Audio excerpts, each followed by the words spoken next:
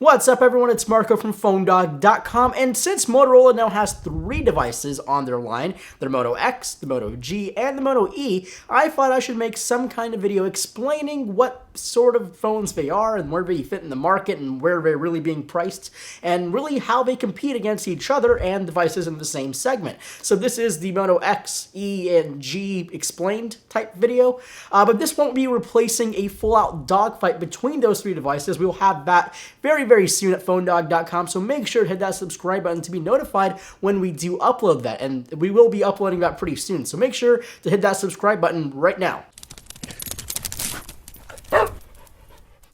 So all the way back in 2013, we had a phone from Motorola after the Google-Motorola deal went through, so we were calling it Google-rolla basically, but they came out with a phone that really surprised us. First, it was kind of underwhelming. It's called the Moto X. It had a 4.7-inch display, a dual-core processor. You gotta think about it. This was after the S4 with a quad-core processor, 1080p, all the great specs, and even the HTC One M7. But we had a dual-core processor. We kind of built on this weird architecture called X8, which had 2 cores of a processor, a quad-core GPU, and then 1 core for contextual stuff, and another core to do some other stuff, basically for voice recognition, but still, at heart, it was only a dual-core processor, but thanks to the whole Google thing, we had a great software. Now again, it had a 4.7-inch display. It's only 720p, so it didn't have such a high PPI. It was over 300, it was 316 pixels per inch, but again, it wasn't that great on spec sheet. And then we had it in our hands.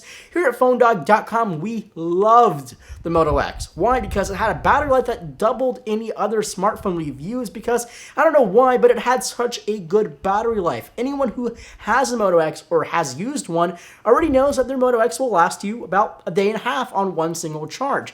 The other thing, it was the smoothest Android device that we ever used. It was Android 4.4.2 KitKat. It was great. It had an AMOLED display. It was one of the best Android phones of 2013. Now, I know I say that about a couple phones, but really the HTC One, the Moto X, and the Nexus 5 were really my top 3 Android phones of 2013.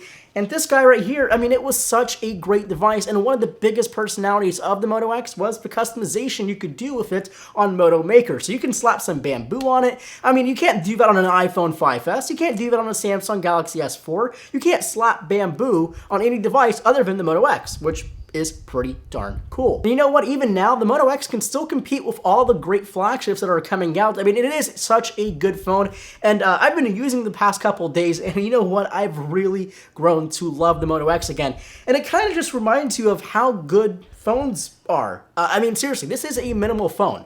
It's $350. You get a dual-core processor at heart, Android 4.4.2. I don't need a quad-core monster, 3 gigabytes of RAM to be happy. The Moto X for $350 can make me just happy enough to use Android, and it's such a tiny, compact little phone. It's great. So then you can fast forward a couple of months to around late 2013, where Motorola announced the next device in their whole lineup, and this one was called the Moto G. Basically, it's a cheaper, skimmed-down version of the Moto X. It's a little bit smaller. The display measures in at 4.5 inches. Funny enough, it's actually 720p, which means it has more pixels per inch than the Moto X. Only downside is, instead of Super AMOLED on the Moto X, it is IPS LCD, which isn't all that bad, and it still looks just as good. Now, the device itself was built a bit more on a shoestring budget, which means it's not as nice to hold in the hand. Still has that dimpled Moto logo, which means it fits really well in the hands. But, I mean, it is a thicker phone. It's a little bit more chunky, a little bit cheaper in terms of plastic used, and you can't do quite as much as customization. You can remove the back and put different color backs or different design backs, but you can't actually design one on Moto Maker. Now, in terms of processing power, it had a quad-core processor, which sounded better than the Moto X, and it did perform quite really good in terms of that segment. And again, the only downsides of Moto G back then anyway, it lacked LTE. Now it doesn't. You can buy a Moto G for 180 bucks that does have LTE, which is all great. I think it runs on AT&T and T-Mobile LTE. They do not have CDMA LTE yet. And the other thing is, The camera was 5 megapixels, unlike the Moto X had a 10 megapixel camera, but again, Moto X and Moto G, not the best cameras in the world. This one was about half the worse than the Moto X, which I guess it's fine, but you do have a flash, you do have a speaker, and it's such a great device. Ran Android 4.4.2. It's a great steal for 180 bucks for an LTE phone, and if you do need LTE, it's one of the best deals you can buy, and again, it's all unlocked, and I really can't see anything wrong with the Moto G, but the next device that Motorola announced, the Moto E, was kind of a device that I had to scratch my head to think about. Like, I know it's 130 bucks, but you don't have LTE, and you have a no flash camera, and the screen just doesn't look very good. So here is the third device from Motorola. It's called the Moto E. Now, this one was just announced a couple of weeks ago from Motorola. It's a sweet little device. I mean, in terms of what you can do on it, it's great. The display is probably the worst part of the Moto E, apart from the processor, apart from the no flash, and apart from, I guess, the look of it, because it looks exactly like a Moto G, which I guess that's fine, but you know, I kind of want more design and style on my phones, and this isn't really helping me. So the display, it's 4.3 inches. It's QHD, not Quad HD. It's QHD, which means 960 by 540. That's less than 300 pixels per inch, which means you can see pixels. Now, that's only if you've used high display pixel density displays like myself. I've used the iPhone, the iPad, I've used the HTC One, the S4, and you can't see pixels on those because they're way above 300 pixels per inch. This is around 280 pixels per inch, which is not that bad, but you can see pixels. Now, the display has one really terrible angle, and that's kind of like at the side. You can really see the quality of the display not really being good. You can see lots of pixels, you can see really weird distortion. It's just not very good. Now, processor-wise, it is a dual-core processor. Not the best dual-core processor. It's a 1.2 gigahertz Snapdragon 400 chip and 1 gigabyte of RAM. It does run Android 4.4.2 KitKat, which is all awesome. The camera is 5 megapixels. It does lack a flash, so if you need flash, can't use it. And one of the best parts of the Moto E is it does have front-facing speakers. For 130 bucks, you don't really have any other choice for front-facing speakers. This phone has it.